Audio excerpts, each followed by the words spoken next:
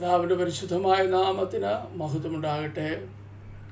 Joyce T വിയിലൂടെ നിങ്ങളുടെ മുമ്പിൽ തിരുവചനവുമായി നിൽക്കുവാൻ എന്നെ പ്രാപ്തനാക്കിയ ദൈവത്തിന് നന്ദി പറഞ്ഞുകൊണ്ട് ഈ സന്ധ്യാകാലം തിരുവചനത്തിലൂടെ ഒന്ന് രണ്ട് കാര്യങ്ങൾ എന്നെ കേൾക്കുന്ന പ്രിയപ്പെട്ടവരുടെ ആത്മീക വർധനവിന് വേണ്ടി ഷെയർ ചെയ്യുവാനായിട്ട് ഞാൻ കർത്താവിൽ ശരണപ്പെടുന്നു. എന്നെ കേൾക്കുന്ന എല്ലാ പ്രിയപ്പെട്ട ദൈവമക്കൾക്കും കർത്തൃനാമത്തിലുള്ളതായ സ്നേഹവും വന്ദനവും അറിയിക്കട്ടെ. Praise the lord. വിശുദ്ധ തിരുവചനത്തിൽ നിന്ന് ഒരു വേദഭാഗം ഇന്ന് ഈ സന്ധ്യയിൽ ഞങ്ങൾ വായിക്കുവാനായിട്ട് കർത്താവിൽ ആഗ്രഹിക്കുന്നു. ആധാരമായി എക്സോഡസ് ചാപ്റ്റർ 34 വേഴ്സ് 1 and 2. യഹോവ പിന്നെയും മോശയോട് കൽപ്പിച്ചത് എന്തെന്നാൽ, മുമ്പിലത്തെ പോലെ 2 കൽപ്പലക ചെത്തിക്കൊടുക്കുക. എന്നാൽ നീ പൊട്ടിച്ചു കളഞ്ഞ മുമ്പിലത്തെ പലകയിലുണ്ടായിരുന്ന വചനങ്ങളെ ഞാൻ ആ പലകയിൽ എഴുതും. നീ രാവിലെ ഒരുങ്ങി രാവിലെ തന്നെ സീനായി പർവ്വതത്തിൽ കയറി പർവ്വതത്തിൻ്റെ മുകളിൽ എൻ്റെ സന്നിധിയിൽ വരയണം. Price the Lord. ദൈവനാമം വാഴ്ത്തപ്പെടട്ടെ. ഇവിടെ വായിച്ച് കേട്ട ദൈവവചനത്തിനായിട്ട് ഞാൻ കർത്താവിനെ സ്തുതിക്കുന്നു. കേൾവിക്കാരാകുന്ന പ്രിയപ്പെട്ടവരാകുന്ന നിങ്ങൾക്ക് ഈ ദൈവവചനം അനുഗ്രഹമായി തീരട്ടെ എന്ന് പ്രാർത്ഥിക്കുന്നു. Price the Lord. ഇവിടെ വായിച്ച ദൈവവചനത്തിൻ്റെ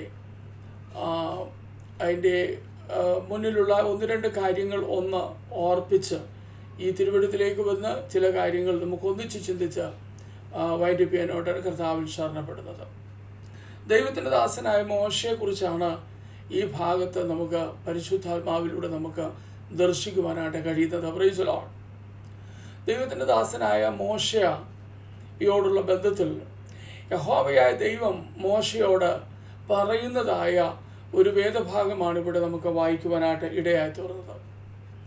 ഇവിടെ വായിച്ച വേദഭാഗത്തിലേക്ക് നാം കടന്നു വരുമ്പോൾ പ്രൈസ് ദി ലോർഡ്, യഹോവയായ ദൈവം പിന്നെയും മോശയോട് അത് പറഞ്ഞത് എന്തെന്നാൽ, കൽപ്പിച്ചത് എന്തെന്നാൽ എന്നുള്ളതായ മുഖവരിയോടുകൂടിയാണ് ആ അധ്യായത്തിൻ്റെ തുടക്കം തന്നെ. Price the Lord. നാം സേവിക്കുന്ന ദൈവത്തിൻ്റെ ഒരു വലിയ പ്രത്യേകത എന്താണ് എന്ന് ആ സെൻറ്റൻസിൽ നിന്നുകൊണ്ട് ഒരു വാക്ക് ഞാൻ ഓർപ്പിക്കുവാനായിട്ട് കർത്താവിൽ താല്പര്യപ്പെടുകയാണ്. നാം സേവിക്കുന്ന ദൈവത്തിൻ്റെ പ്രത്യേകത എന്തെന്ന് ചോദിച്ചാൽ, പ്രൈസ് ദി ലോർഡ്, നാം എത്ര കണ്ട് തെറ്റിപ്പോയാലും, നാം എത്ര കണ്ട് പിന്തിരിഞ്ഞു പോയാലും, നാം എത്ര കണ്ട് അവിശ്വസ്തരായി തീർന്നാലും പിന്നെയും അത് നമ്മെ ഫോളോ ചെയ്യുന്നതായ ഒരു ദൈവത്തെയാണ് നമുക്കിവിടെ കാണുവാനായിട്ട് കഴിയുന്നത്.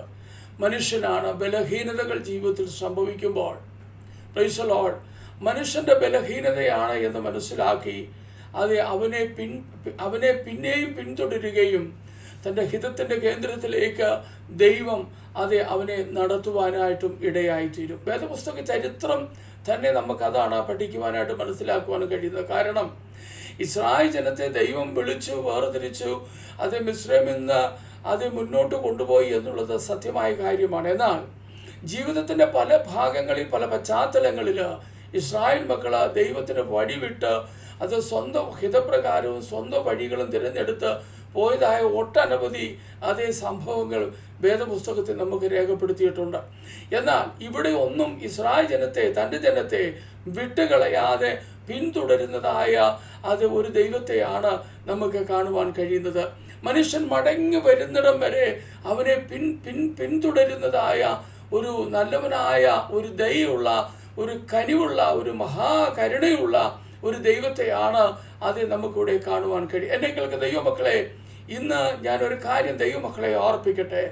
മാനുഷിക ബലഹീനതകൾ മുഖാന്തരം പലപ്പോഴും നാം അവിശ്വസ്തരായി തീർന്നാലും ദൈവം പിന്നെയും വിശ്വസ്തനായി നിലകൊണ്ട് തൻ്റെ ഹിതത്തിൻ്റെ കേന്ദ്രത്തിലേക്ക് ദൈവം നമ്മെ പിന്നെയും അടുപ്പിക്കുന്നത് ഓർത്ത് ദൈവത്തെ സ്തുതിക്കുന്നു, ദൈവത്തെ മഹത്വപ്പെടുത്തുന്നു. അങ്ങനെ ഒരു അനുഭവം വ്യക്തിപരമായി ഒക്കെ ജീവിതത്തിൽ അനുഭവിക്കുവാൻ കർത്താവ് ഓർത്തൊക്കെ ഈ സന്ധ്യയിൽ ഞാൻ ദൈവത്തെ മഹത്വപ്പെടുത്തുന്നു. മോശയോട് ദൈവത്തിൻ്റെ പരിശുദ്ധാത്മാവ് ദൈവം പറയുന്നത്, മോശെ നീ ഒരു കാര്യം ചെയ്യണം, അതേ മുമ്പിലത്തെ പോലെ 2 കൽപ്പലകകൾ നീ പിന്നെയും ചെത്തി ഉണ്ടാക്കണം. Price the Lord. അപ്പം മുമ്പിലത്തെ പോലെ എന്ന് ഇവിടെ പ്രസ്താവിക്കുമ്പോൾ ഇങ്ങനെ ഒരു കാര്യം മുമ്പ് നടന്നിട്ടുള്ളതായിട്ട് നമുക്ക് മനസ്സിലാക്കാൻ കഴിയുന്നുണ്ട്. അതിന് മുന്നിലുള്ള അധ്യായങ്ങൾ വായിക്കുമ്പോൾ അത് യഹോവയായ ദൈവം തന്നെ ഒരു 2 കൽപ്പലകകൾ ചെത്തി ഉണ്ടാക്കി അത് ദൈവത്തിൻ്റെ സ്വന്തം വിരലുകൾ കൊണ്ട് അത് ദൈവത്തിൻ്റെ വചനം അതിനകത്ത് എഴുതി അത് മോശയുടെ കയ്യിൽ കൊടുക്കുന്നതായിട്ട് നമുക്ക് കാണുവാൻ കഴിയുന്നുണ്ട്. എന്നാൽ കൊടുക്കപ്പെട്ട ദൈവത്തിൻ്റെ വചനവുമായി അത് പാളയത്തിലേക്ക് മടങ്ങി വരുന്നതായ മോശ ആ ദൈവം കൊടുത്തിരിക്കുന്നതായ കൽപ്പലകകളെ അത് എറിഞ്ഞുടച്ച് നശിപ്പിച്ച് കളയുന്നതായിട്ടാണ് നമുക്ക് പിന്നിലുള്ള അധ്യായങ്ങൾ വായിക്കുമ്പോൾ നമുക്ക് മനസ്സിലാക്കാൻ കഴിയുന്നത്.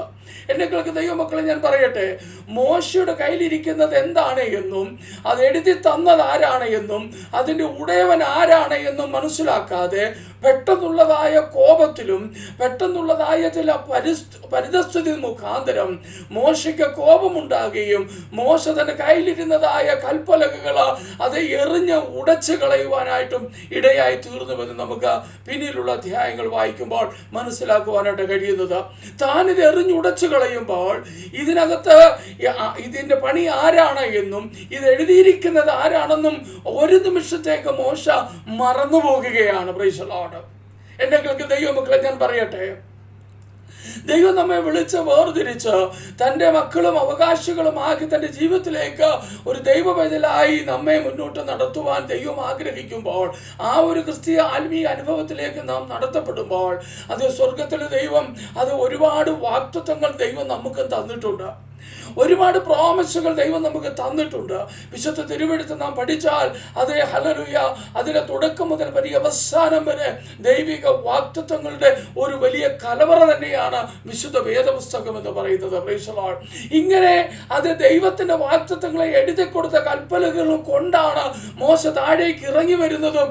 അത് എന്നാൽ ചില പ്രത്യേക സാഹചര്യങ്ങൾ തൻ്റെ കൺമുമ്പിൽ കണ്ടപ്പോൾ താന് പെട്ടെന്ന് കോപിഷ്ഠനാകുകയും തൻ്റെ കയ്യിലുള്ളത് എന്താണെന്നും എൻ്റെ വിലയും മൂല്യവും മനസ്സിലാക്കാതെ മോശ അതിനെ എറിഞ്ഞ് ഉടച്ചു കളയുകയാണ്. Praise the lord. ഇന്ന് സന്ധ്യയിൽ എന്നെ കേൾക്കുന്ന ദൈവമക്കളോട് ഞാൻ പറയട്ടെ, പലപ്പോഴും നാം കാരണമല്ലാതെ പ്രൈസ് ദി ലോർഡ് ഒരുപക്ഷെ നാം അതിനകത്ത് ഇന്നസെന്റ് ആയിരിക്കാം. എന്നാൽ നമ്മുടെ വാക്കുകളുടെ പെരുപ്പം കൊണ്ടും അത് നമ്മുടെ കോപം കൊണ്ടും അത് നമ്മുടെ ഹല്ലേലൂയ ചില മനോഭാവങ്ങൾ കൊണ്ടും അത് ദൈവിക വാഗ്ദത്തങ്ങൾ അത് പൊട്ടിത്തകർന്നു പോയിട്ടുണ്ട് എന്ന് പരിശുദ്ധാത്മാവ് ഇവിടെ വിളിച്ചു പറയുകയാണ്. Price the Lord. ക്രിസ്തീയ ജീവിതയാത്രയിൽ ദൈവം ചിലതൊക്കെ നമുക്ക് നൽകി തരാമെന്ന് വാഗ്ദത്തം ചെയ്തിട്ടുണ്ട്. അത് ദൈവം നമുക്ക് തന്നിട്ടുള്ള കാര്യവുമാണ്. എന്നാൽ എവിടെയോ നമ്മുടെ പ്രവൃത്തിയുടെ ദോഷം കൊണ്ട് ചില വാഗ്ദത്തങ്ങളൊക്കെ പൊട്ടിത്തകർന്നു പോയതായിട്ടാണ് പരിശുദ്ധാത്മാവ് ഇവിടെ കാണിക്കുന്നത്. Price the Lord. ഒരിക്കലും തിരികെ കൂട്ടിച്ചേർക്കുവാൻ കഴിയാതെ വണ്ണം അത് നഷ്ടപ്പെട്ടു പോയ എത്ര അനുഭവങ്ങൾ അത് ദൈവത്തിൻ്റെ പരിശുദ്ധാത്മാവ് നമ്മുടെ കൺമുമ്പിൽ കാണിക്കുകയാണ്. ദൈവം തന്ന വാഗ്ദത്തങ്ങൾക്ക് വേണ്ടി ഞാൻ ദിനരാത്രങ്ങൾ പ്രാർത്ഥിച്ചു, ഞാൻ ഉപവസിച്ചു, ഞാൻ കണ്ണുനീരൊഴുക്കി, അത് ദൈവത്തോട് ഞാൻ അഭയാചന കഴിച്ചു, മധ്യസ്ഥത കഴിച്ചു. എന്നാൽ ഇന്നും ചില പ്രാർത്ഥനകൾക്ക് മറുപടിയില്ലാതെ എന്നെ കേൾക്കുന്ന ആരെങ്കിലും ഭാരപ്പെടുന്നുവെങ്കിൽ ഇന്ന് സന്ധ്യാകാലം ദൈവത്തിൻ്റെ പരിശുദ്ധാത്മാവ് വിളിച്ചു പറയുന്നു, ഭാരപ്പെടേണ്ട ആവശ്യകതയില്ല. പിന്നെയും ഒന്നുകൂടി ഒന്ന് പുതുക്കി പണിത് ദൈവിക പ്രോമിസുകളാൽ ദൈവത്തിന്റെ വാഗ്ദത്തങ്ങളാൽ അവൻ നമ്മെ നിറയ്ക്കുവാൻ ആഗ്രഹിക്കുന്ന ഒരു ദൈവമാണ്. Price the Lord. അതാണ് നാം വായിച്ച വേദഭാഗത്തിൽ നമുക്ക് കാണുവാനായിട്ട് കഴിയുന്നത്. ദൈവം മോശയോട് പറയുകയാണ്, മുമ്പിലത്തെ നീ തകർത്ത് കളഞ്ഞ അല്ലെങ്കിൽ പൊട്ടിച്ചു കളഞ്ഞ ആ കൽപ്പലക പോലെ 2 കൽപ്പലക നീ ചെത്തി ഉണ്ടാക്കണം. ഈ പ്രാവശ്യം നീയാണത് ഉണ്ടാക്കേണ്ടത്. കഴിഞ്ഞ പ്രാവശ്യം ഞാനത് ചെയ്ത് നിന്റെ കയ്യിൽ തന്നു. എന്നാൽ ജീവിതയാത്രയിൽ അത് തകർന്നു പോയി, അത് നഷ്ടമായി പോയി. എന്നാൽ ദൈവത്തിന്റെ പരിശുദ്ധാത്മാവ് നഷ്ടമായതിനെ അതിൻ്റെതായ നിലയിൽ അതിനെ വിനിയോഗിക്കാൻ കഴിയാത്തവനെ അത് ദൈവം തള്ളിക്കളയുകയല്ല ചെയ്തത്. ദൈവം പിന്നെയും അതിനെ ഒന്നുകൂടി ഒന്ന് പണിത് ഉറപ്പിച്ചു കൊടുക്കുവാനായിട്ട് കർത്താവ് ആഗ്രഹിക്കുകയാണ്. എന്നെ കേൾക്കുന്ന ദൈവമക്കളോട് ഞാൻ പറയട്ടെ, അത് ജീവിതത്തിൽ ചില മിസ്റ്റേക്കുകളൊക്കെ ജീവിതത്തിൽ സംഭവിക്കുമ്പോൾ അത് എറിഞ്ഞു കളയുവാനല്ല, പിന്നെയോ തിരിച്ചു മടക്കി കൊണ്ടുവന്ന് നമ്മെ പണിയുന്ന ഒരു സ്നേഹവാനായ ദൈവത്തെയാണ് വിശുദ്ധ വേദപുസ്തകം നമ്മെ പരിചയപ്പെടുത്തുന്നത്. ഇവിടെ മോശയോട് പറയുന്നത്, മുമ്പിലത്തെ പോലെ 2 കൽപ്പലക നീ എന്ത് ചെയ്യണം? ചെത്തി ഉണ്ടാക്കി ഹല്ലേലൂയ നീ എൻ്റെ അടുക്കൽ കയറി വരണം. ഇവിടെ വായിക്കുന്ന വേദഭാഗത്തിൽ നാം ഇവിടെ വേദഭാഗം നാം ശ്രദ്ധിച്ചാൽ, നീ പൊട്ടിച്ചു കളഞ്ഞ മുമ്പിലത്തെ പലകയിലുണ്ടായിരുന്ന വചനങ്ങളെ ഞാൻ ആ പലകയിൽ എഴുതും. എന്നാൽ അതിനു മുമ്പത്തെ 1-ാമത്തെ വാക്യത്തിൽ പറയുന്നത്, പ്രൈസ് ദി ലോർഡ്, നീ 2 കൽപ്പലക ചെത്തി ഉണ്ടാക്കണം. Price the Lord. ചെത്തി ഉണ്ടാക്കുക മാത്രമല്ല, ആ ചെത്തി ഉണ്ടാക്കുന്ന കൽപ്പലകയുമായി നീ അതിരാവിലെ എൻ്റെ അടുക്കൽ കയറി വരേണം. Price the Lord. വെറുതെ കയറി വരരുത്. നീ എൻ്റെ അടുക്കൽ കയറി വരുമ്പോൾ ഒരുങ്ങി എൻ്റെ സന്നിധിയിൽ നീ കയറി വരേണം. Price the Lord. ഇവിടെ 2 കാര്യം നമുക്ക് കാണുവാൻ കഴിയുന്നുണ്ട്. ഒന്ന്, ചെത്തി ഉണ്ടാക്കണം. Price the Lord. ദൈവമക്കളെ, ഞാൻ ഓർപ്പിക്കട്ടെ, പലപ്പോഴും നമുക്കെല്ലാം ഞാൻ എന്ന ഒരു ഭാവമുണ്ട്. Price the Lord. ഞാൻ എന്ന ആ ഭാവം, അല്ലെങ്കിൽ ഞാൻ എന്തോ വലിയൊരു സംഭവമാണ്, ഞാൻ എന്ന ആ ഒരു ഭാവം നമ്മെ അനുഗ്രഹത്തിലേക്കല്ല നയിക്കുന്നത്. പിന്നെയോ ഞാൻ എന്ന ആ അഹങ്കാര മനോഭാവം നമ്മെ നാശത്തിലേക്കാണ് നയിക്കുന്നത്. അതുകൊണ്ടാണ് ദൈവത്തിന്റെ വചനം പറയുന്നത്, ഞാൻ സൗമ്യതയും താഴ്മയും ഉള്ളവനാകയാൽ എൻ്റെ നുകം ഏറ്റുകൊണ്ട് എന്നോട് പഠിപ്പീൻ. നമുക്കുണ്ടായിരിക്കേണ്ട ഒരു വലിയ ഇമ്പോർട്ടൻ്റ് ആയ കാര്യം എന്തെന്ന് ചോദിച്ചാൽ, ഞാനെന്ന ഭാവത്തെ മാറ്റിവെച്ച് നാം സൗമ്യതയും താഴ്മയും യേശുവിൽ നിന്ന് പഠിക്കുവാൻ ഈ നാളുകളിൽ തയ്യാറാകണം. Price the Lord.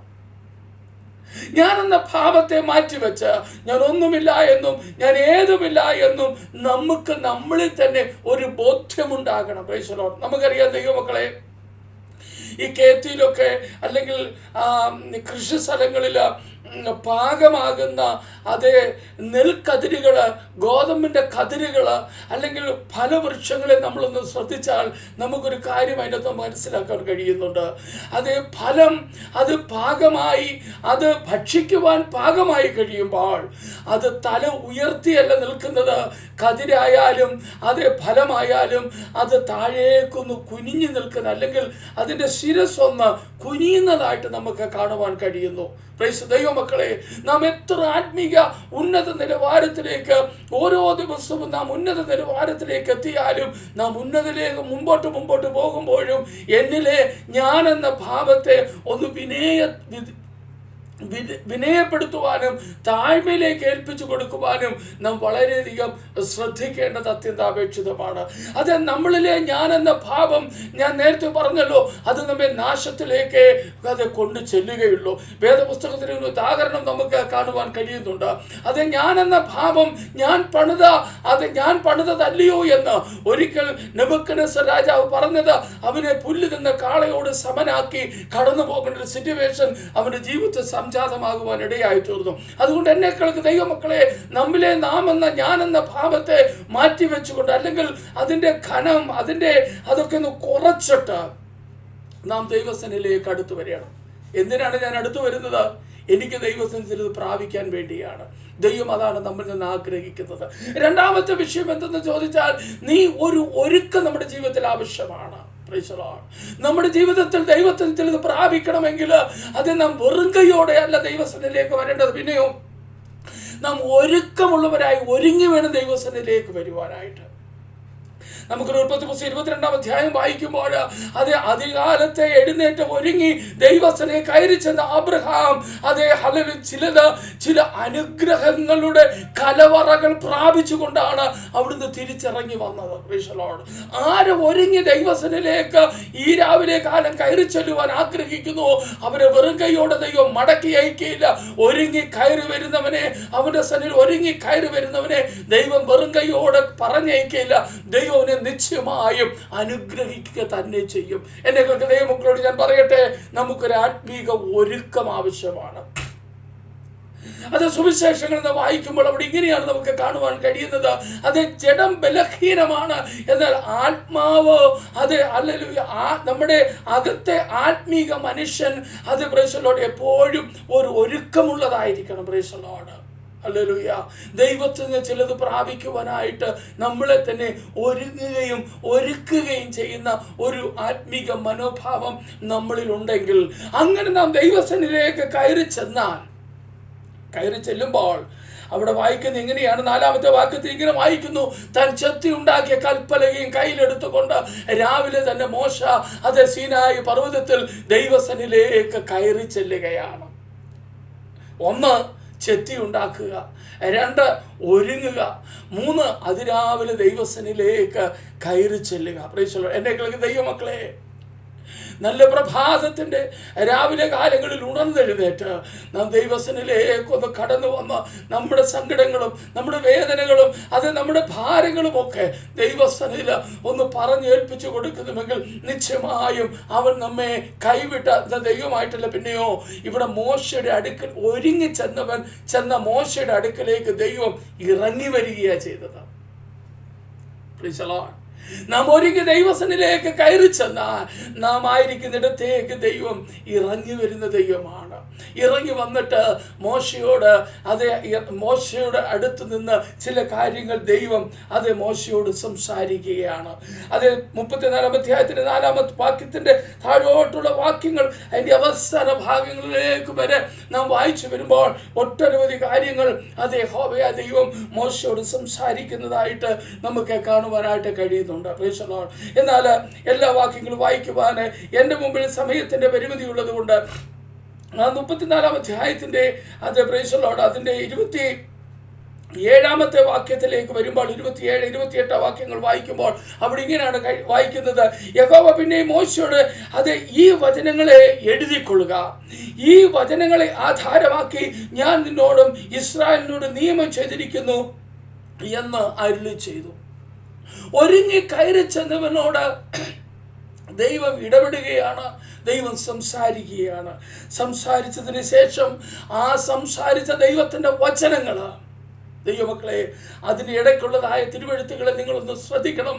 അത് ഒരുപാട് ദൈവിക അനുഗ്രഹങ്ങളുടെ കലവറയാകുന്ന വാക്കുകളും വാക്യങ്ങളും വചനങ്ങളും എല്ലാം നമുക്ക് അതിനകത്ത് ഉള്ളിൽ നമുക്ക് കാണുവാനായിട്ട് കഴിയുന്നുണ്ട്.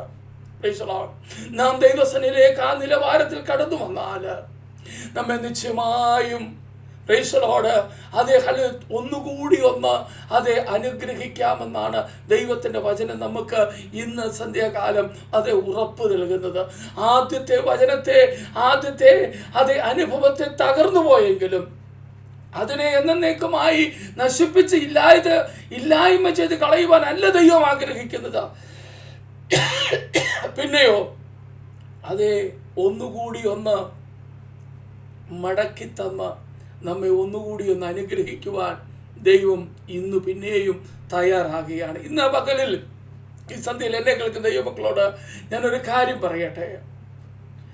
ചില സാഹചര്യങ്ങളുടെ നടുവിൽ നഷ്ടപ്പെട്ടു പോയതിനെ ഓർത്ത് ഭാരത്തോടു കൂടി ആരെങ്കിലും ആയിരിക്കുന്നുവെങ്കിൽ ഒരുപക്ഷെ നമ്മുടെ സ്വഭാവത്തിൻ്റെ ദൂഷ്യം കൊണ്ടായിരിക്കാം, അല്ലെങ്കിൽ നമ്മുടെ കോപം കൊണ്ടായിരിക്കാം ഇതൊക്കെ സംഭവിച്ചത്. ചില വാക്കുകളുടെ പെരുപ്പം കൊണ്ടായിരിക്കാം ഇതൊക്കെ സംഭവിച്ചു പോയത് എന്ന് നമ്മുടെ ബലഹീനതകളെ മനസ്സിലാക്കിയ സ്വർഗത്തിലെ അപ്പൻ വിളിച്ചു പറയുകയാണ്: നീ ഒന്നുകൂടി ഒരുങ്ങി എൻ്റെ സന്നിധിയിൽ കടന്നു വന്നാൽ അന്ന് ഞാൻ എഴുതി തന്നതിനെ നിനക്ക് നഷ്ടമായെങ്കിലും ഒന്നുകൂടി തിരുത്തി എഴുതി ചിലത് കൂടി നിന്റെ പക്കൽ തരുവാൻ ഞാൻ വിശ്വസ്തനായ ദൈവമാണ്.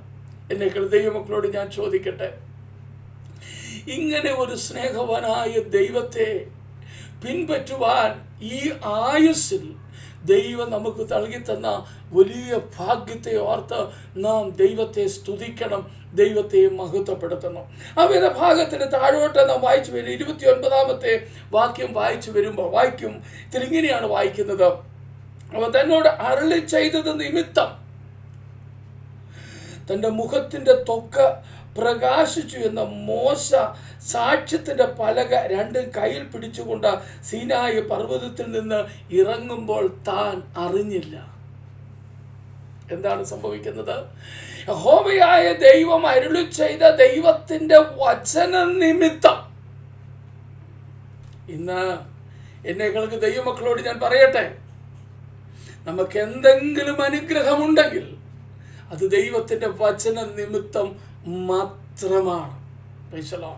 അത് ആത്മീകമായാലും അത് ശാരീരികമായാലും മാനസികമായാലും നമുക്ക് എന്തെങ്കിലും അനുഗ്രഹമുണ്ടെങ്കിൽ അത് ദൈവത്തിൻ്റെ വചന നിമിത്തം മാത്രമാണ്. യഹോവയായ ദൈവം അരുളി ചെയ്ത വചന നിമിത്തം തന്റെ മുഖത്തിന്റെ ത്വക്ക് പ്രകാശിച്ചു. അത് മോശ അറിയുന്നതേയില്ല. ദൈവ സാന്നിധ്യത്തിൽ നിന്ന് എഴുന്നേറ്റ് മടങ്ങി വരുന്ന ഒരു ദൈവ പൈതല് എങ്ങനെയാണ് മടങ്ങി വരുന്നത്? വെറും കൈയോടെ അല്ല തിരിച്ചിറങ്ങി വരുന്നത്. അവൻ ചിലത് പ്രാപിച്ചുകൊണ്ടാണ് തിരിച്ചിറങ്ങി വരുന്നത്. അത് ഞാൻ പറയട്ടെ, ഇത് നമ്മുടെ ജീവിതത്തിൽ ആവശ്യമുണ്ടെങ്കിൽ, നമുക്കിത് ആവശ്യമുണ്ടെങ്കിൽ, ഈ ബ്ലെസ്സിങ്ങിൽ നമുക്ക് ആവശ്യമുണ്ടെങ്കിൽ, നമ്മെ തന്നെ ഒന്ന് തിരുത്തുവാൻ നാം തയ്യാറായാൽ, സ്തോത്രം സ്തോത്രം, നമ്മുടെ ശരീരത്തിലും നമ്മുടെ ആത്മാവിലും നമ്മുടെ ബുദ്ധിമണ്ഡലങ്ങളിലും നമ്മെ ആകമാനം വേറൊരനുഭവത്തിലേക്ക് സ്വർഗീയ പിതാവ് മാറ്റുമെന്നുള്ളതിന് യാതൊരു സംശയമില്ല. എന്താണ് നാം ചെയ്യേണ്ടത്? എന്താണ് വ്യക്തിപരമായി ഞാൻ ചെയ്യേണ്ടത്? ഒന്ന് താഴ്ത്തി വിനയപ്പെടുത്തി കൊടുക്കുക. 2, ഒരു ഒരുക്കം നമുക്ക് ആവശ്യമാണ്. 3, അധികാലത്തെ ദൈവസന്നിധിയിൽ നിന്ന് ഒരുങ്ങി കയറി ചെല്ലുവാൻ നാം തയ്യാറായാൽ നമ്മുടെ പിതാക്കന്മാരെ അനുഗ്രഹിച്ച സ്വർഗത്തിലെ അപ്പൻ, ഞാൻ മുമ്പേ നിങ്ങളെ ദൈവമക്കളെ ഓർപ്പിച്ചല്ലോ, അബ്രഹാം ഒരുങ്ങി ദൈവസന്നിധിയിൽ കയറി ചെന്നതാണ്. തൻ്റെ മകനെ യാഗം കഴിക്കുവാനായിട്ടാണ് കയറി ചെന്നത്. എന്നാൽ ആ മകനെയും കൊണ്ട് മാത്രമല്ല, ആ മകനിലൂടെ ഒരു അനുഗ്രഹത്തിൻ്റെ വലിയ ഒരു അനുഗ്രഹത്തിൻ്റെ ഉറവിടവുമായിട്ടാണ് അബ്രഹാം തിരിച്ചിറങ്ങി വരുന്നത്. ഇവിടെ മോശ ദൈവസന്നിധി തിരിച്ചിറങ്ങുമ്പോൾ തൻ്റെ ജീവിതത്തിൽ ആകമാനം ഒരു മാറ്റം സംഭവിച്ചുകൊണ്ട് തൻ്റെ ജനത്തിന് അത് ദൈവം കൊടുത്ത കൽപ്പനകൾ കൊണ്ടാണ് ഇറങ്ങി വരുന്നത്. ഇന്ന് പകലിൽ ഞാൻ പറയട്ടെ ദൈവമക്കളെ, നമ്മുടെ കാര്യങ്ങളിലേക്ക് വിശുദ്ധ വേദപുസ്തകം അത് ദൈവിക കൽപ്പനകളും അവൻ്റെ പ്രമാണങ്ങളുമാണ്. ഈ കൽപ്പനകളും ഈ പ്രമാണങ്ങളും അനുസരിച്ച് ജീവിക്കുവാൻ ഏത് വ്യക്തി തയ്യാറാകുന്നുവോ ആ റൂട്ട് വഴി നമ്മൾ കടന്നു വന്ന് ദൈവസന്നിധിയിലേക്ക് നിന്നാൽ ദൈവം നമ്മെ ആദരിക്കും, ദൈവം നമ്മെ അനുഗ്രഹിക്കും. അത് നഷ്ടപ്പെട്ടതിനെ തിരിച്ച് മടക്കി തരുന്ന ഒരു സ്വർഗത്തിലെ അപ്പൻ നമുക്ക് വേണ്ടി ഇന്നും സ്വർഗത്തിൽ ജീവിക്കുന്നുണ്ട്. ആ ദൈവത്തിൻ്റെ കരങ്ങളിൽ ഈ സന്ധ്യയിൽ നമ്മെ സമർപ്പിക്കാം. ഈ നല്ല വചനങ്ങളാൽ സ്വർഗം നമ്മെ അനുഗ്രഹിക്കട്ടെ. നമ്മുടെ കണ്ണുകളിലേക്ക് ഒരു നിമിഷം സ്വർഗത്തിലെ ദൈവത്തോട് പ്രാർത്ഥിക്കാം. കർത്താവേ, ഞങ്ങൾക്ക് നൽകി തന്ന ഈ നല്ല വചനങ്ങൾക്കായിട്ട് സ്തോത്രം. വചനം എങ്ങനെ ഞങ്ങളോട് പറയുന്നുവോ ആ നിലയിലേക്കൊന്നും മടങ്ങി വന്ന് ആ അനുഗ്രഹങ്ങൾ വിവിധ നിലകളിൽ പ്രാപിച്ചെടുക്കുവാൻ സ്വർഗത്തിലെ അപ്പാ നീ ഞങ്ങളെ സഹായിക്കണമേ. യേശു കർത്താവിൻ്റെ നാമത്തിൽ ചോദിക്കുന്നു, ദയമൂലം കേൾക്കുമാറാകണമേ. ആമേൻ. Praise the lord. ഈ നല്ല വചനങ്ങളാൽ സ്വർഗത്തിലെ അപ്പൻ നമ്മെ ഓരോരുത്തരെയും അനുഗ്രഹിക്കുമാറാകട്ടെ. നിങ്ങളുടെ വിലയേറിയ അഭിപ്രായങ്ങളും നിർദ്ദേശങ്ങളും പ്രതീക്ഷിച്ചുകൊണ്ട് വാക്കുകൾ വിരമിക്കുന്നു. ദൈവം നമ്മെ അനുഗ്രഹിക്കട്ടെ. God bless you all.